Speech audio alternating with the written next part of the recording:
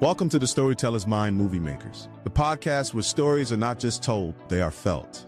Hosted by Melissa Reaves, master storyteller, dynamic keynote speaker, and founder of Story Fruition. This podcast is your guide to transformational storytelling. Each episode, Melissa takes you to explore the art and science of crafting powerful narratives that move hearts, shift perspectives, and spark actions. Whether you're pitching to investors, leading a team, or stepping on stage, your story is your superpower. So get ready to build your story library and ignite your impact. Welcome to the Storyteller's Mind Movie Makers. Hello, everyone. Welcome back to the Storyteller's Mind Movie Makers. And we are here to study the science to the art form of storytelling. So today we're going to talk about a framework that will help you create stories that have a nice flow to them. So you can see here I have a map up, okay? And this is the story transformation map, and it is the hero's journey. Look, I always said, hey, if it's good enough for Pixar and Disney, because the framework, or Star Wars, it works for me too. Now, there's other frameworks that you can do. I know a famous one from Toastmasters is more of an outline framework where you say, I'm going to tell you what I'm going to tell you, then I'm going to tell you, and then I'm going to tell you how I told you or what I told you. That can work depending on the talk and who you're talking to. But when we're really crafting one of your moments in your life, I really love this framework, okay? And it really incorporates CROW, characters, relationships, objective, and where, which is in every story that you have, okay? If you miss any of those, your clients or your listeners are going to be like, huh? And they're going to wander away because they don't know the relationship or they're unclear where you are, etc. So that's your job as the storyteller. And that means we need to be really good at the setup, okay? So as you see this is the hero's journey, and you can see right here, whatever your story might be, you are going to explain where you are in life. So there's the W, the where. Where are you in life? Last episode, I talked about a story called See and Be Seen, where I am coming home from improv, and then as I'm at a stoplight, I notice that there is a gentleman who's in a wheelchair in the dark, in the middle of the lane, going up a hill, and he's inching his way up the hill backwards, and he has only one leg. Okay, he is clearly a homeless man. He was probably a veteran, and the stakes get really high really fast in that story. All right? But what we want to do is, so he would be the inciting event. Okay, so what we want to do is, this is where he shows up. So he's the character that shows up. So what's going on at the beginning? And in the story, I say, it was a Wednesday night, and I'm coming back from improv, and I'm feeling really good. I have just done a great scene with someone I've never worked with before, and we had a blast. We got to play animals on stage, and it was just silly fun, and that's why I love improv. When I'm sitting at the light, and I notice that there's someone pushing themselves up a hill in a wheelchair, and he has one leg. Now, see, all of that is describing. I'm trying to get you to be in the car with me while I'm describing that. So that's what happens. And then the next scene of that is that I'm watching people see the same thing I'm seeing. I see a couple of girls in their 20s, and they're just staring at him as they cross the street. A Gen X man who is staring at him next to the girls as he crosses the street. And then a 25-year-old guy who looked young and spry sees him and turns the corner. Okay? That's the because of that. Because I see this man and we're all seeing him, that's the because of that. And then the next scene is, I cross the street when the light says green. I park my car. I roll down the window. I jump out. I turn to the girls and I say, can you watch my car? And I turn to him, the man, and I say, are you okay? That's the next scene. Because of that, because I see him, because I stop my car, I'm now in the next scene where I am talking to him. And here's relationship. We're strangers. But that's a stupid question coming from this girl over here. Do you need help? Of course he needs help, and he lets me know that. He says it with only 1 to 3 teeth in this gentleman's mouth. Okay, he has clearly been failed by our healthcare system and our entire social society. And I said, do you need help? And he's like, yeah, of course I need help, but he doesn't quite say it that eloquently, and I'm trying to understand him. But then you see the Gen X man realize, she's helping him, I'm going to help him. So now we're moving towards helping this gentleman, and we get him onto the sidewalk.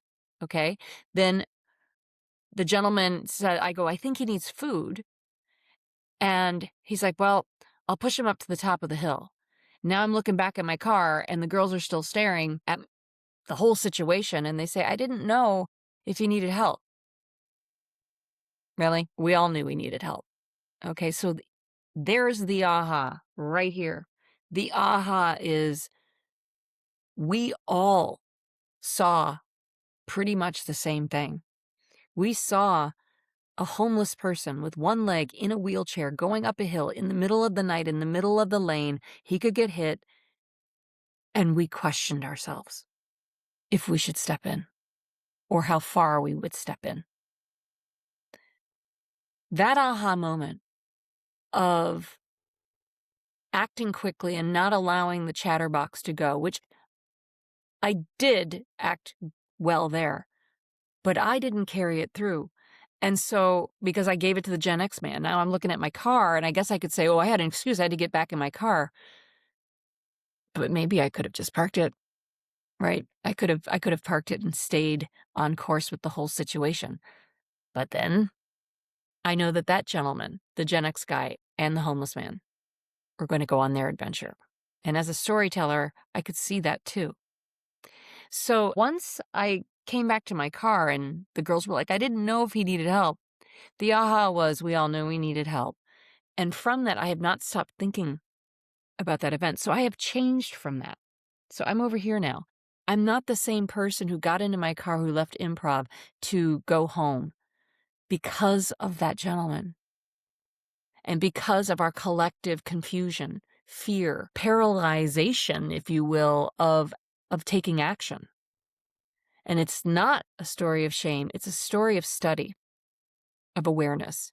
And so from that, I am now a different person. And I'm sure the girls are too. And I know the Gen X man, I'm probably sure also.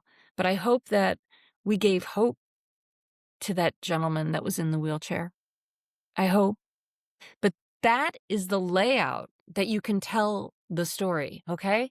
So you're plugging along, you're having your day, you are where you are in life. Let us know a little bit about yourself. And then something happens and new characters come in. And because that happens, there's inner thoughts that are happening too. There's like, oh my gosh, or like, what? Like there's all these different things that are going on that you as the storyteller need to be very clear to the audience what's going on. What are you emotionally feeling? What are you smelling? You know, what are you seeing? What are you feeling, tasting, touching? What is it that's going on specifically? Because that's what's going to light up to the audience their mind movies even clearer. Now, notice that when I was setting it up, I very carefully described him because I was looking at it like an onion. And then I see a man, okay? You see the man. And he's in the middle of the road, okay? In a wheelchair, backwards, pushing himself inch by inch with one leg. All of that, by the way I list it, is creating and molding the mind movie. I didn't just dump it all at once. I gave every little detail to get the mind movie for you to see what I was seeing. All right? That's where the details really create the audience's delight, if you will. Now, this isn't a happy story, but they are seeing something with you. Okay? So, take a picture of this. Or, the hero's journey was created by Joseph Campbell, and it's something that I really treasure, and I hope that it's helpful for you. So every story that you're thinking about crafting, this is my recommendation to follow. Okay? All right, this is a quick episode. So remember, we are building this up. We have lots of guests that are going to be booking with us. Please like, comment, share, reach out. If you're thinking, God, I want to do this too. We've got lots of resources that you can do for free. We've got Missy AI that you could go to storyfruition.com and log on to Missy, and she's trained in my book and she's trained in my voice, and she speaks 10 languages. So if you are someone who wants, maybe you speak Spanish, you could talk to Missy in Espanol, okay? Or French, Francais. She does it all, okay? And she can help you craft these stories. And when you're working with her, she'll play it back to you in first person and present tense, which is really a game changer. And we'll talk about that a little bit too. But again, thanks for showing up. Thanks for hearing us. Like, comment, share, and I'll see you at the next episode. Thank you for joining us on the Storyteller's Mind Movie Makers. If you're ready to build your story library and turn your lived experiences into unforgettable mind movies, be sure to subscribe, leave a review, and share this podcast with others on the storytelling journey. And don't forget to follow us on YouTube and Instagram at Story Fruition for even more storytelling tips, behind-the-scenes moments, and live story coaching. Until next time, keep crafting, keep sharing, and remember, tell your stories and tell them well.